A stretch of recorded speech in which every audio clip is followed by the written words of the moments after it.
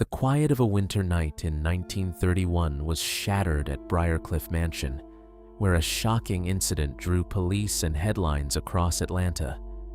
But this tragedy was only one chapter in the story of a home built from the immense fortune of the Coca-Cola Company. Once called 40 acres of fairyland, filled with lavish parties and some of the most extravagant architecture of its era. Famed for its beauty and excess, that night revealed a darker side and left a question hanging over its legacy. How does a mansion born of such wealth fall into scandal and decades of decay? Chapter 1. A drink that changed everything. Long before Briarcliff Mansion rose from the Georgia soil, there was a man with a tiny pharmacy and a big idea. John Stith Pemberton, a wounded Civil War veteran, mixed up a fizzy concoction to sell for 5 cents a glass. It was sweet and bubbly. The original formula included coca leaf extract, yes, cocaine, and caffeine, giving it a kick that kept early customers coming back for more. Pemberton had ambition, but not luck.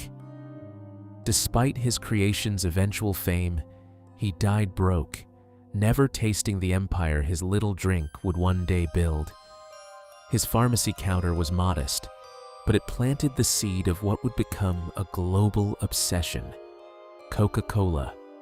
Then came Asa Griggs Candler, Sr., who purchased the formula for $2,300. He transformed a small pharmacy soda into a household name, using aggressive advertising and distribution to make a symbol of American innovation and desire. By 1919, the Candlers sold the company for $25 million, a fortune that would fund unimaginable luxuries. Could they have held on to it longer and seen even more? From that wealth came a sprawling estate built to showcase not just money, but vision and taste. One simple drink had sparked a kingdom, but the story of what it bought would be far stranger than anyone imagined. And just like that, a fizzy little beverage had set the stage for a house that would dazzle and shock the world. Chapter 2. 40 Acres of Fairyland. By 1922, the Coca-Cola fortune had created something extraordinary: Briarcliff Mansion. The estate was immediately dubbed 40 Acres of Fairyland by the press, and it wasn't hard to see why. Designed by the esteemed Atlanta firm Fraser and Bowden, the Tudor-style mansion blended grandeur with whimsy. From tall gables to perfectly kept gardens, it looked like something out of a storybook. Inside and out, the property was a statement of wealth. Ornate greenhouses overflowed with exotic plants, while terraces and walkways created a private paradise. Asa Griggs' buddy, Candler Jr., the heir, spared no expense, adding entertainment areas and even a golf course. The mansion wasn't just a home. It was a sanctuary for a lifestyle few could ever hope for. The interiors were equally lavish. Large halls and wood-paneled rooms were designed to impress, while every detail, from carved fireplaces to intricate stonework, spoke of opulence and taste. Social gatherings here weren't just parties. They were spectacles, where architecture and wealth combined to create a living work of art. At the heart of Briarcliff stood the mansion's most stunning interior: the music room, later called Diovi's Hall. Measuring over 1,700 square feet, it featured a soaring vaulted ceiling, rich oak paneling, and a 9-foot-tall limestone fireplace with a 6-foot-wide hearth. The original Aeolian pipe organ, once the 8th largest built for a private home, filled the room with majestic sound. Today, only the console remains at Wesleyan College. 3 large bay windows flooded the hall with natural light. Even in decay, the music room stands as a testament to the mansion's glory days. Yet, beneath the glamorous interiors, the estate held hints that life at Briarcliff wasn't just about perfection. Hidden solariums, secret passageways, and underground tunnels connecting cottages to the main house hinted at unusual quirks beneath the surface. For every elegant garden and majestic hall, there was the sense that the mansion had secrets waiting to be discovered. Soon, those secrets would take an unexpected and wild turn. Chapter 3: A Playground for the Rich. Briarcliff Mansion didn't stay still for long. Asa Candler Jr. was constantly adding to his estate, turning it into a world of luxury and eccentricity. Every corner reflected the kind of bold, over-the-top lifestyle that defined the Gilded Age, a time when wealth was meant to be flaunted and modesty was rare. But Asa Jr.'s imagination didn't stop with architecture. He built a private zoo on the grounds, housing lions, a Bengal tiger, a black leopard, a baboon, and 4 elephants with playful names: Coca-Cola, refreshing, and delicious. The zoo became a spectacle. However, for neighbors around Briarcliff in the 1930s, quiet nights weren't guaranteed. The estate's private zoo meant the sounds of exotic animals sometimes echoing across the neighborhood. Also, not all adventures went smoothly. In 1935, the baboon escaped and attacked a woman, even snatched $60 from her purse.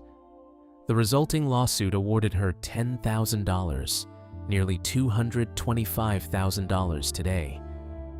Neighbors, fed up with the noise and smell, forced Buddy to close the zoo. All the animals were eventually donated to what would become Zoo Atlanta, along with funds to ensure they were properly cared for. Even with the zoo gone, Briarcliff remained a playground for the elite. Glittering social gatherings and a sense of endless possibility made Briarcliff the center of Atlanta high society. But as extravagance grew, so did the hints of trouble lurking behind the grand walls. And just like that, the mansion's wild side was beginning to blur the line between fantasy and reality. Chapter 4: Magic and Mystery. As if wealth and architecture weren't enough, Buddy had a fascination with the extraordinary: magic. On the mansion's top floor, he created a ballroom adorned with gold leaf detailing, filled with a remarkable collection of magic artifacts.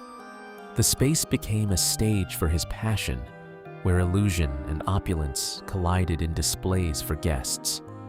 Buddy regularly hosted magic soirees, inviting some of the era's most celebrated performers, including Howard Thurston and Dante the Magician. He claimed a personal connection to the legendary Harry Houdini, who may have taught him a few tricks, though records of Houdini visiting Briarcliff are uncertain. Still, the mansion buzzed with mystery and the thrill of the impossible. But behind the illusions, darkness lurked.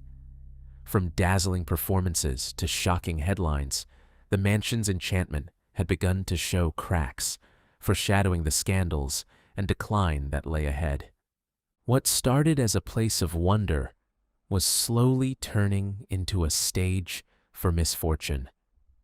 Chapter 5: Murder at the Mansion. On a chilly evening in January 1931, Briarcliff Mansion became the site of a shocking crime. Jose Cruz, Buddy's butler and personal magic assistant, shot his girlfriend on the estate grounds and then turned the gun on himself. The weapon? One of Buddy's own firearms. Newspapers across Atlanta and the nation splashed the story on their front pages, sending ripples of scandal through high society and damaging the mansion's once distinguished name. Though the heir was not involved, the incident tainted his reputation. Guests whispered behind doors, and photographers lingered at the estate gates. The world of magic soirees, once filled with performers, now seemed dangerous and unpredictable. Briarcliff, with its over 40 rooms, went from a mansion to a crime site marked by horror. The mansion's top-floor ballroom became a haunting reminder of the night's tragedy. The hobby that once brought prestige and joy to Buddy, performing tricks and amassing a world-class collection of magic paraphernalia, was forever linked to death and scandal. Even the grand music room seemed to echo the unease now permeating the estate. This event marked the beginning of a slow unraveling. Briarcliff, the mansion that cost millions to build and maintain, would eventually be sold to the US government in 1948, closing a chapter on its era of grandeur. Some secrets, as it turns out, are just too dark even for a family's money to bury. Chapter 6: The Fall of an Empire. By the late 1930s, the glamour of Briarcliff could no longer mask the cracks in Buddy's misfortune.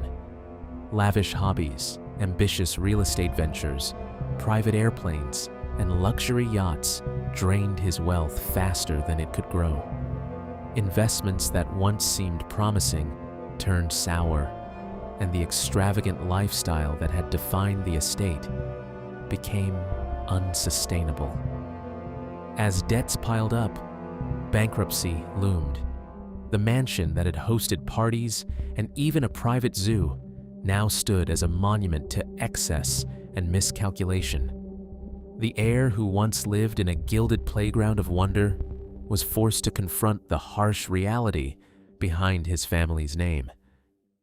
In 1948, the inevitable came. Briarcliff Mansion was sold to the US government. The estate that once represented luxury and prestige was about to take on a very different role. The walls that once echoed with music and laughter would soon be filled with a very different kind of silence. Chapter 7: From Mansion to Asylum. After Briarcliff left the Candler family, the mansion's purpose shifted dramatically. Initially repurposed as an alcohol addiction treatment center, it later became a psychiatric hospital from 1965 to 1997, housing hundreds of patients. The celebratory halls before were now lined with institutional wards, and spaces meant for grandeur were filled with medical equipment. The estate's layout was adapted for patient care, with underground tunnels connecting cottages to the main building, a practical solution to move patients discreetly, but one that added to the mansion's eerie aura. Other parts of the interior were stripped bare or converted into functional spaces for therapy and care. During this period, Briarcliff developed an ominous history, fueled by chilling graffiti and rumors of hauntings. Even as the mansion's physical beauty endured, its new life made the estate a place of fear. The mansion had survived wealth and scandal, but as its walls echoed with new stories, Briarcliff's past and present began to intertwine in ways that no renovation could erase. It's just that some places hold their secrets tightly, no matter who walks through their doors. Chapter 8: When Grandeur Fades. Since the 1990s, Briarcliff Mansion has stood empty and exposed, a shadow of its former glory. Its uncanny atmosphere has drawn attention from filmmakers and photographers alike. While the mansion itself remains off limits, other buildings on the 40-acre estate have appeared in productions like Stranger Things and The Vampire Diaries, their decayed charm perfectly capturing a haunted, cinematic atmosphere. Today, the property is owned by Emory University, with plans to restore the mansion. Developers aim to preserve its architectural treasures while reimagining parts of the estate for community use, offering a chance for this long-forgotten landmark to shine once more. From soda fortune to scandal, Briarcliff's journey tells a story of wealth, ambition, and the strange twists of history. Though time has taken its toll, the mansion still echoes the legacy of a family and a fortune that reshaped Atlanta. And that story isn't over yet. Even the sweetest success can leave bitter legacies. If you want to discover more, follow me to this next video.